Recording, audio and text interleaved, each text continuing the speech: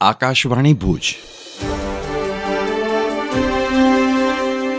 પ્રસ્તુત છે અખબારોની હેડલાઇન્સનો કાર્યક્રમ હેવર હેવર.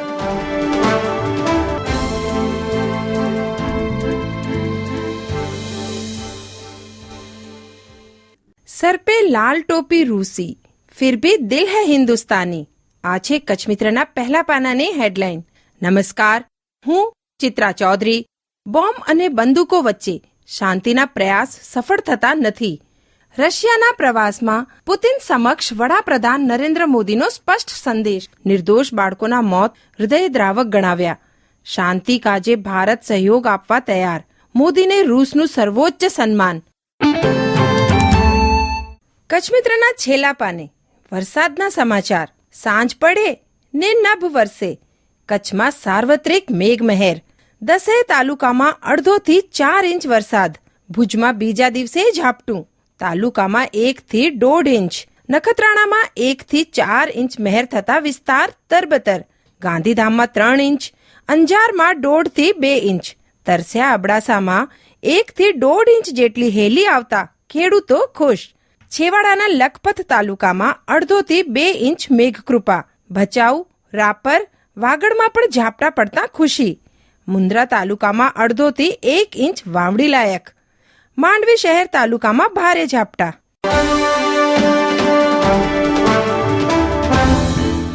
હું જયેશ રાવલ. દિવ્ય ભાસ્કરના પહેલા પાને હેડલાઇન છે, ગંભીર ક્રિકેટના ત્રણેય ફોર્મેટ માટે ટીમ ઇન્ડિયાના નવા કોચ બન્યા. બીસીસીઆઈમાં 2027 સુધીનો કાર્યકાળ રહેશે. કોલકાતાને ચેમ્પિયન બનાવ્યા બાદ ગંભીરના નામની ચર્ચા હતી. દિવ્ય ભાસ્કરના છેલ્લા પાના પર હેડલાઇન છે, ગોઝારી ચોકડી. અંજારમાં ટ્રેઇલર અડફેટે શાળાએ જતી પોલીસ કર્મીની દીકરીનું મોત. રોષે ભરાયેલા લોકોએ ચક્કાજામ કરતા પોલીસે હળવો લાઠીચાર્જ કર્યો. વિરોધના કારણે 7 કલાક સુધી વાહનોના થપ્પા લાગ્યા. ધારાસભ્ય બદલાયા, પ્રાંત, મામલતદાર અને પોલીસ અધિકારીઓ બદલાયા, પણ જાહેરનામાની અમલવારીમાં તમામ નિષ્ફળ. દિવ્ય ભાસ્કરના ગાંધીધામ પેજ પર અહેવાલ છે, જન સુવિધા કેન્દ્રમાં 90% ફરિયાદો ગટર સમસ્યાની. હલ કરવામાં તંત્ર નિષ્ફળ. કરોડોના ખર્ચ બાદ પણ પરિસ્થિતિ દુરસ્ત નથી થતી. કોન્ટ્રાક્ટરો પાસેથી કામ લેવામાં નગરપાલિકા વામણી પુરવાર થાય છે.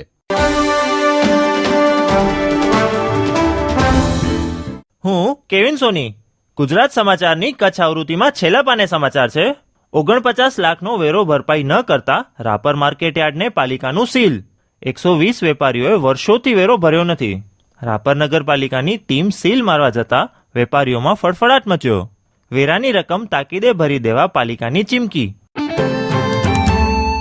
અન્ય એક સમાચાર છે, નર્મદા કેનાલ માટે ખેડૂતોની 13 વર્ષથી જમીન લઈને બેઠેલી ગુજરાત સરકારે હવે સેંકડો ખેડૂતોને જમીનનું યોગ્ય વળતર ચૂકવવું પડશે. કચ્છ, બનાસકાંઠા અને પાટણના સેંકડો ખેડૂતોના કિસ્સામાં 6 મહિનામાં વળતરની પ્રક્રિયા પૂર્ણ કરવા માટે હાઈકોર્ટનો ચુકાદો. કચ્છ, બનાસકાંઠા અને પાટણમાં ખેડૂતોને બહુ મોટા વળતરની શક્યતા.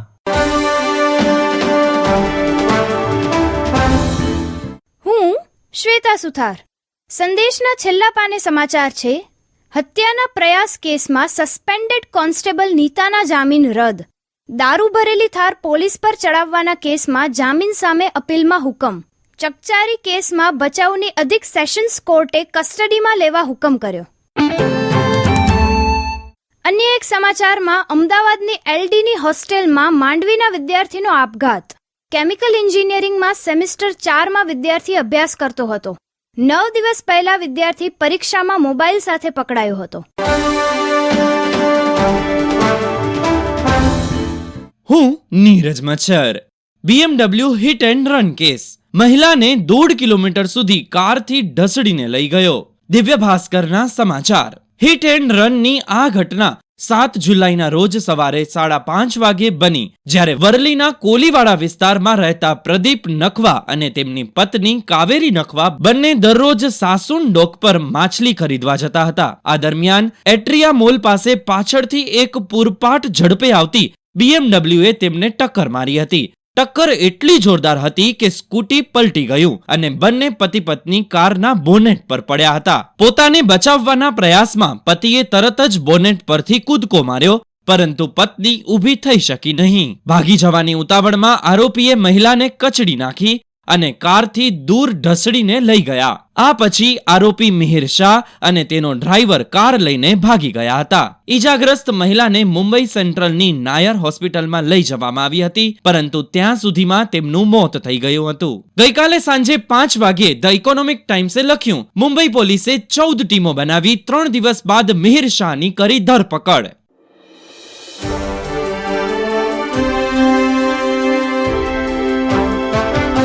અખબારોની હેડલાઇન્સનો કાર્યક્રમ હેવર હેવર